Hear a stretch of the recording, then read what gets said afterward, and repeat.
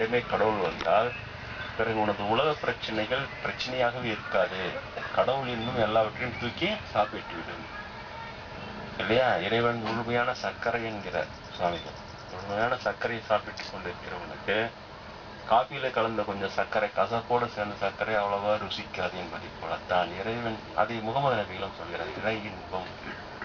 இறை இன்பம் பெற்றவர்கள் மிகவும் பாக்கியவான்கள், ஏனென்றால் அதை காட்டிலும் உயர்ந்த இன்பம் இல்லை என்று சொல்கிறார்.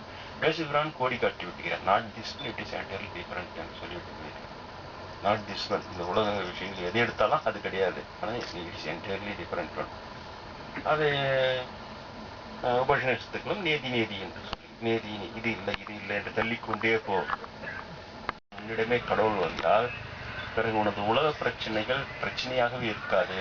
கடவுள் இன்னும் எல்லாவற்றையும் தூக்கி சாப்பிட்டு விடும் இல்லையா? இறைவன் முழுமையான சர்க்கரை என்கிறார் சுவாமிகள். முழுமையான சர்க்கரையை சாப்பிட்டு கொண்டிருக்கிறவனுக்கு காப்பியில கலந்த கொஞ்சம் சர்க்கரை, கசப்போடு சேர்ந்த சர்க்கரை அவ்வளவா ருசிக்காது என்பதை போலத்தான் இறைவன் அதை முகமது நபிகளும் சொல்கிறார். இறை இன்பம் பெற்றவர்கள் மிகவும் பாக்கியவான்கள், ஏனென்றால் அதை காட்டிலும் உயர்ந்த இன்பம் இல்லை என்று சொல்கிறார். பேசுகிறான், கோடி காட்டி விட்டுகிறார். Not this one, it is entirely different என்று சொல்லிவிட்டு போயிருக்கிறார். நாட் திஸ் ஒன், இந்த உலக விஷயங்கள் எது எடுத்தாலும் அது கிடையாது, ஆனால் இட்ஸ் என்டையர்லி டிஃபரண்ட் ஒன். அது உபநிஷத்துக்களும் நேதி என்று சொல்லி, நேதி இது இல்லை என்று தள்ளிக்கொண்டே போ.